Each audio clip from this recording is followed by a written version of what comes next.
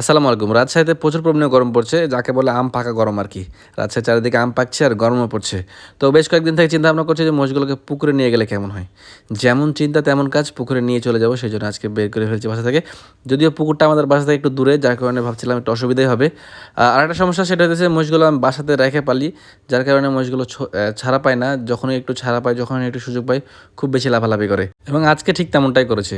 প্রচুর পরিমাণে লাফালাফি করেছে আর আমি একা, আমার জন্য খুব কঠিন হয়ে গেছে। ভিডিওর মাধ্যমে আমি যতটুকু সম্ভব আপনাদের দেখানোর চেষ্টা করছি।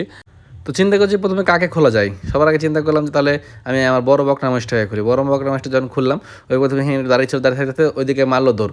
তারপরে আমি এই ছোটো বকনাটা খুলে এখন এই যে দুজন আগে গন্ডগোল করা কী কঠিন হয়েছে। আর এই পাশ থেকে আমার ষাঁড় মহিষটা খুব চিল্লাচিল্লি করছে, খুব লাফালাফি করছে। দিয়ে না পাইরে লাস্টে ষাঁড় মহিষটাকে আগে বের করলাম। ষাঁড় মহিষটাকে বের করে ওকে নিয়ে গেলাম বাইরে। দেখতে পাচ্ছেন ষাঁড় মহিষটা কী করে ঝুল দিচ্ছে। এই ঝুল মানে ওর নাকে যে লাগছে, নাকে দড়ি দেওয়া আছে, তারপরে মনে করেন যে না একবার ঝুল দিয়ে চলে এসেছে। তো সর্বপ্রথম আমি ওকে বের করি, ওকে বের করে বাইরে রেখেছে, তারপরে এই বকনা দুটাকে বের করি। তারপর মহিষগুলো যখন আমি রাস্তায় নিয়ে গেলাম, রাস্তায় নিয়ে যে মোড়ের উপরে তিনজনে এক জায়গা হয়ে এত পরিমাণ লাফালাফি করছে, লাফালাফি করতে করতে বড় বকনা মহিষটা পড়ে গিয়ে আর পা ছিলে গেল। আর এদিকে ছোটো বকনা মহিষটা এমন জোরে দৌড় দিছে, মানে ওই এলাকায় থাকবে না, আর এবারে পালিয়ে গেছে অনেক দূরে। এদিকে ক্যামেরাম্যান যে ছিল শাওন ছোটো ভাই, সে ছোটো ভাইকে দিয়ে লাস্টে এদেরকে নিয়ন্ত্রণ করতে হচ্ছে। মানে ও যদি ভিডিও করতে যায় তাহলে ওর মহিষ নিয়ন্ত্রণ করা হবে না, যদি ওই মহিষ দেখাশোনা করে ভিডিও করা হবে না, যার কারণে পড়ে যাওয়া ক্লিপটা আপনাদেরকে দেখাতে পাচ্ছি না। তো এই মহিষটা যখন ওদিকে দৌড়ে চলে গেল ছোটো বকনটা, ওকে আমি এখানে ষাঁড় মহিষটা ধরে রেখে খালি আয় আয় করে ডাকছি। ওই দিকে একবার খালি ঘুরে তাকাইছে, এমন জোরে দৌড় দিছে, সেই দৌড়টা আসলে আমার কাছে খুব ভালো লাগছে। তারপরে যখন পুকুরের কাছে চলে গেলাম, চলে যাওয়ার পরে এভাবে করে দেখতে পাচ্ছেন অনেকভাবে ঝুল দিছে, ঝুল দিয়ে দিয়ে চলে যাচ্ছে।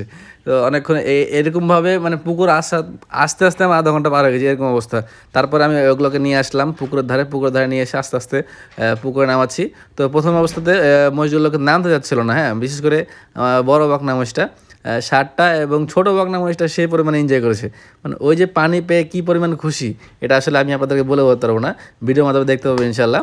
আর এদিকে মহিষগুলো পানিতে না নামার পিছনে আর একটা কারণ ছিল আমার কাছে মনে হচ্ছে, সেটা যে পানির যে উপর স্তরে এত পরিমাণে গরম তাপ পানিটা, মানে আমি পুকুরে নামার পরে বুঝতে পারলাম, এই কারণে হয়তো নাম ছিল না।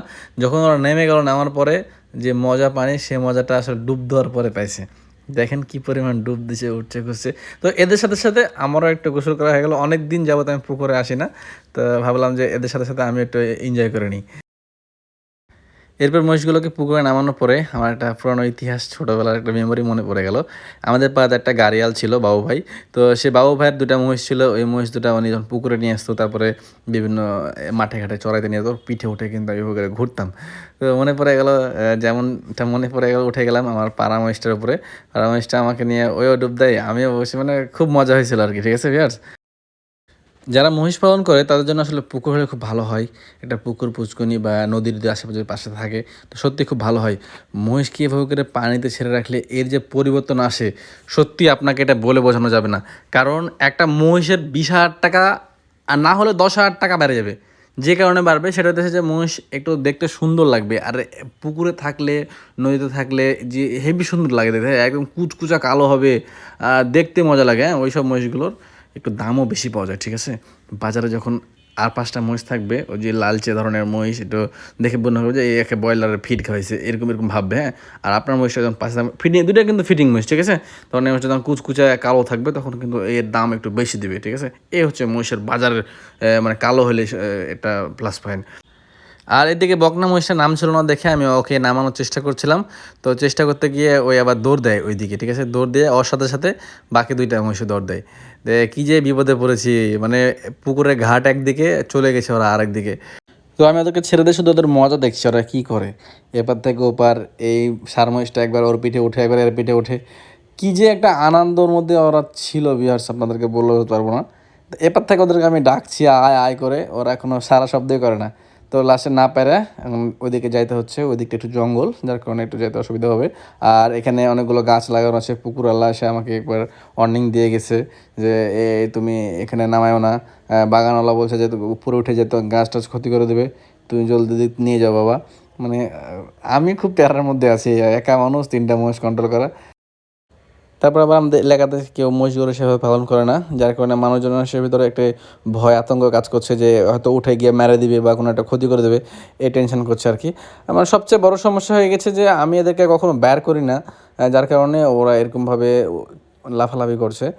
মোষ বাইর করলেও আর এক সমস্যা, আমি কয়েকদিন আগে বাইর করে দেখছিলাম, ওকে বাইর করে রেখে একটু কোনো জায়গায় গেলে ওরা গাছ গোছালে সব ঢিস মেরে ভেঙে ফেলে। তো করা যাবে না, মানুষের ক্ষতি করা যাবে না। যদিও আমি মহিষগুলোকে বাসায় গোসল করাই দিই, তারপরেও ভাবলাম ফ্রি আছি যেহেতু, সেহেতু আজকে ওদেরকে পুকুরে নিয়ে যাই, দেখি কেমন করে। আমার খুব ইচ্ছা মহিষগুলোকে পুকুরে রেখে একটু পালন করার, মহিষের কালারটা সুন্দর হবে। অ্যাকচুয়ালি পরিস্থিতি নাই ওরকম, আশেপাশে পুকুরও নাই, যে একটা পুকুর আছে সে পুকুরে খুব একটা পানি থাকে না, পুকুরওয়ালা একটু সমস্যা করবে স্বাভাবিক, যার কারণে এটা হয়ে থাকে না। তবে আপনাদের যাদের এলাকায় পুকুর আছে, পাশে একটা নদী আছে, তাদের জন্য কিন্তু সত্যি মহিষ পালন করা খুবই একটা প্লাস পয়েন্ট। আপনারা এভাবে মহিষ পালন করবেন, মহিষের কিন্তু লাভ আছে, অনেক ভালো একটা লাভ আছে। এরপরে ভিউয়ার্স, এই যে বকনা মহিষটাকে আমি জোর করে পানিতে নামানোর অনেক চেষ্টা করি, তো সে পানিতে নামবে না। আর এদিকে ছোট বকনা মহিষটা দেখতে পাচ্ছেন, ওর সাথে সাথে নেমে যায়, মনে করেন যে গোসল করছে, ডুব দিচ্ছে, খুব খুশি। হ্যাঁ, আমার ওর খুশি দেখে আমার নিজের ভালো লাগছে যে ওই বারবার ডুব দিচ্ছে, নামছে, উঠছে, আমার সত্যি মজা লাগছে ওটা দেখে। তো যাই হোক, অনেকক্ষণ হয়ে গেল এখানে পুকুরের সাথে, তো ভাবছি ওদেরকে নিয়ে চলে যাই, সন্ধ্যা প্রায় লাগা লাগা অবস্থা, তো ওদেরকে নিয়ে চলে গেলাম। যাওয়ার সময়ও ঠিক একই অবস্থায় আমাকে জ্বালাইছে ওরা খুব। তো ষাঁড় মহিষটাকে প্রথমে আমি একা একা নিয়ে গেছি, নিয়ে যেয়ে বাগানে বেঁধে রাখছি, বেঁধে রেখে তখন পরে আসছে এদের দুজনকে নিতে। কারণ ওই ষাঁড় মহিষটা তিনজন যদি একসাথে থাকছে, তো এই পিঠে যখন উঠতে এসে তখন ওরা পালিয়েছে, এরকম করছে। হ্যাঁ, দিয়ে তারপরে আমি ওদেরকে নিয়ে এভাবে করে বাসায় যাই। এই সুযোগে মাঠেও একটু নিয়ে গেলাম, মাঠে চড়ে কিনা দেখি, মাঠে যা চড়ছে না। তারপর মাঠে নিয়ে গিয়েও সেম অবস্থা, মানে এই যে ষাঁড় মহিষটাকে গাছের সাথে বেঁধে রাখছি, আর ওই দুইটা মহিষ এদিক থেকে ওই দিক দৌড়াদৌড়ি, মানে আমাকে অতিষ্ঠ করে তুলেছে। তো চিন্তা ভাবনা করলাম যে এভাবে হবে না, ওকে আগে ষাঁড় মহিষটাকে বাসায় নিয়ে যাই।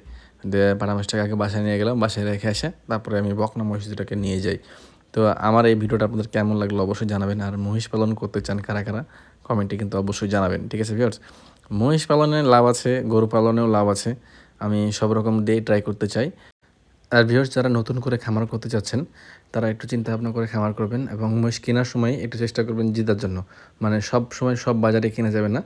এখন বর্তমানে কোরবানি ঈদের পর পরে খুব মহিষের বাজার চড়া যাচ্ছে, মহিষের কেনার মতো অবস্থায় নাই, মহিষের দাম অনেক বেশি, 15-20 হাজার টাকা পার পিছে বেশি।